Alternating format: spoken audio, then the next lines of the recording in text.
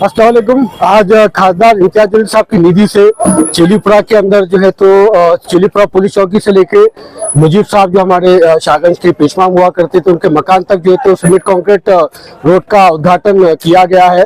मैं पूरे मोहल्ले की तरफ से खासदार इम्तियाज जलील साहब का शुक्रगुजार हूँ। इस रोड की काफी जरूरत थी और मोहल्ले वालों के कहने के ऊपर इम्तियाज भाई ने हमको ये रोड दिया, इसके लिए मैं उनका तहे दिल से शुक्रगुजार हूँ।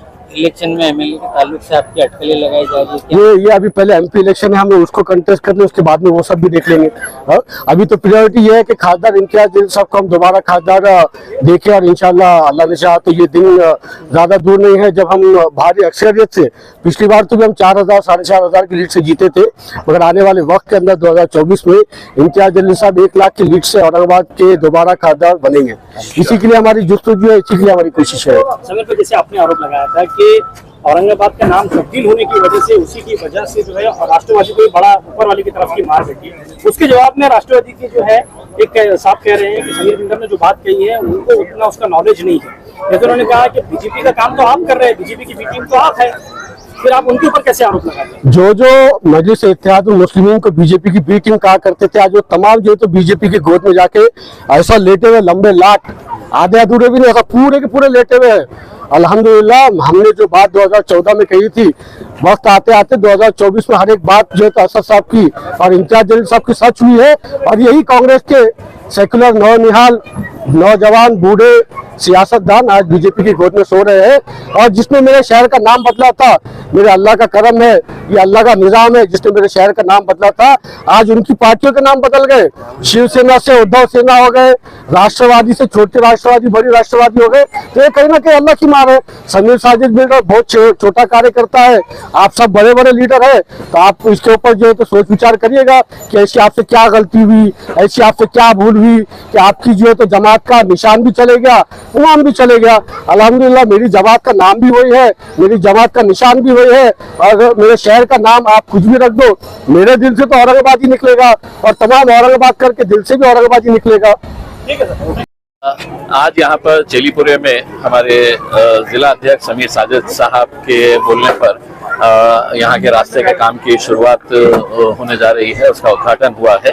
अहम इलाका है, यहाँ पर हमारे शिया बरादरान का अशुर खाना भी है, वो लोग भी यहाँ पर आते हैं। तो इस मौके के ऊपर यहाँ पर जो बच्चों को मकतब के और मदरसों में पढ़ने वाले जो बच्चे हैं उन्हें यहाँ पर स्कूल बैग्स और उनको कपड़े यहाँ पे तकसीम किए गए हैं समीर साजिद साहब की तरफ से। मैं उनका बहुत बहुत शुक्रिया अदा करता हूँ। इंशाल्लाह ये काम यही हफ्ते में शुरू हो जाएगा। सवाल है, महाराष्ट्र में जैसे कि अभी आप देख रहे हैं कि सियासत में नया एक मोड़ आया है, कांग्रेस राष्ट्रवादी जैसे दो हो गई है, शिवसेना दो हो गई। आपको ऐसा लगता है कि कांग्रेस के अंदर भी दरार होगी, कांग्रेस में भी दो होगी? देखिए, हमने हमेशा से ये कहा है कि कांग्रेस हो या राष्ट्रवादी कांग्रेस हो, इनके जितने भी लीडर्स हैं कहीं ना कहीं ये आरएसएस के ही लोग हैं, लेकिन सेक्युलरिज्म का अपना नकाब ओढ़े हुए वो अपनी दुकानें चलाते रहे। अब धीरे धीरे असली चेहरे सामने आ रहे हैं कि वो लीडर्स है जो हमारे ऊपर उंगलियां उठाते थे और बताते थे कि हम भारतीय जनता पार्टी की बी टीम है करके, और हर रोज ये जाके है तो बीजेपी की गोद में जाकर बैठ जा रहे हैं। तो हम जो पिछले 10 साल से चिल्ला रहे हैं कि इनके ऊपर भरोसा मत करिए, भरोसे के लायक नहीं है लीडर्स, आज वो सच साबित हो रहा है। तो ये सवाल मुझसे करने से बेहतर ये है कि उन मुसलमान लीडरों से करिएगा जो हमारे ऊपर उंगलियां कसते थे और कहते थे कि नहीं हमको सेक्युलरिज्म को जिंदा रखना है। तो आपका देखिए सेक्युलरिज्म का कि बाबरी मस्जिद को शहीद करने वालों के साथ वो जाकर मिल रहे हैं। सर एक आखिरी सवाल, जैसे कि अभी आपके ऊपर भी आरोप लग रहा है कि पार्लियामेंट में जैसे कि आप और असदुद्दीन ओवैसी साहब ने जो सवाल उठाए, 340 जो सवाल उठाए, कहा जा रहा है कि राहुल गांधी एक सवाल पूछते हैं उनके ऊपर ईडी की रेड हो जाती है। क्यों ऐसा हो रहा है कि खासकर इम्तियाज जलील और असदुद्दीन ओवैसी पर कोई ईडी की रेड नहीं होती है? देखिए, तो मैं जो भी ये सवाल उठा रहे हैं, मैं चाहूंगा कि उनकी सरकारें आए केंद्र के अंदर और वो हमारे ऊपर कार्रवाई कर ले। देखिए, कार्रवाई से वो लोग डरते हैं जिनका 2 नंबर का धंधा होता है, जिनकी दुकानें मकानें होती है उसके अंदर। अगर आज हम नरेंद्र मोदी के खिलाफ डटकर खड़े हुए हैं तो हमें पता है कि कोई भी एजेंसी आ जाए तो हमारा कुछ टेढ़ा इस वजह से नहीं कर सकती है, ना दुकान है, ना धंधे है, ना कोई कारोबार है, ना कोई गलत काम हमारे हैं।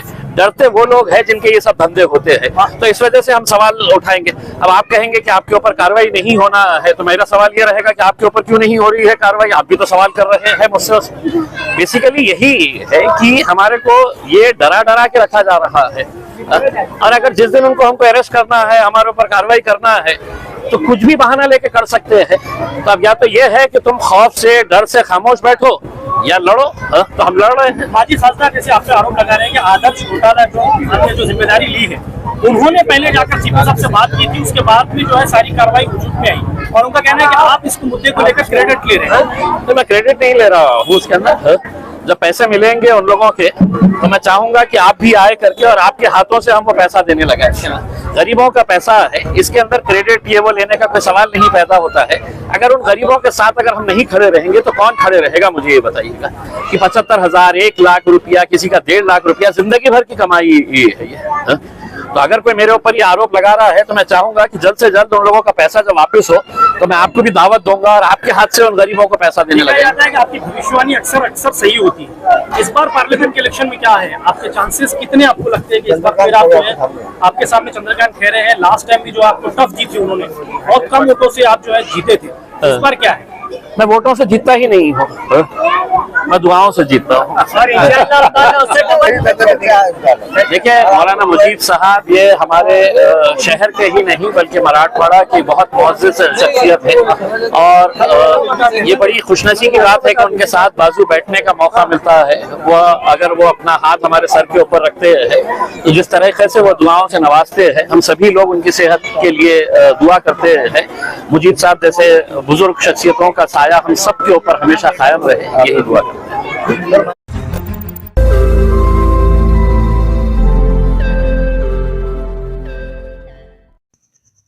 रोज नई खबरों को देखने के लिए हमारे औरंगाबाद समाचार चैनल को सब्सक्राइब कीजिए और नोटिफिकेशन पाने के लिए हमारे बेल आइकन को दबाइए ताकि हर खबर की नोटिफिकेशन आपको मिलती रहे।